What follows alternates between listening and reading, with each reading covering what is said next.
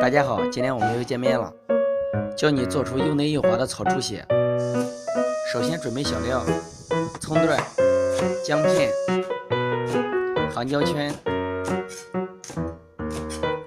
小米辣，切好备用。鸭血切成片，像我切成这样就行了。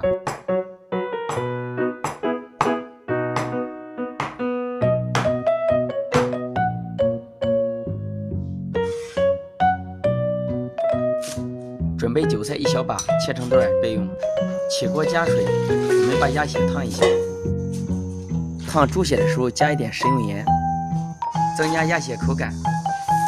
水烧开就可以捞出来了。将猪血放入冷水中，增加猪血的口感。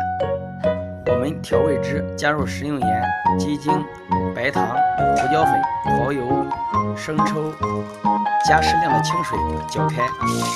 把猪血控干水分，起锅下入猪油，下入小料炒香，再下入辣椒炒香，倒入猪血翻炒一会儿。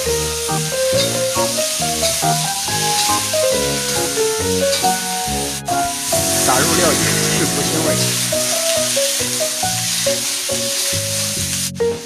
然后倒入我们调好的料汁，继续翻炒。再把韭菜段倒入锅中，把韭菜炒成段分，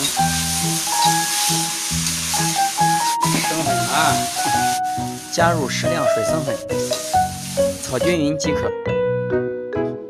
这道菜的特点是又嫩又滑，加上韭菜的酒香味，绝对到位。欢迎大家评论加关注，谢谢大家。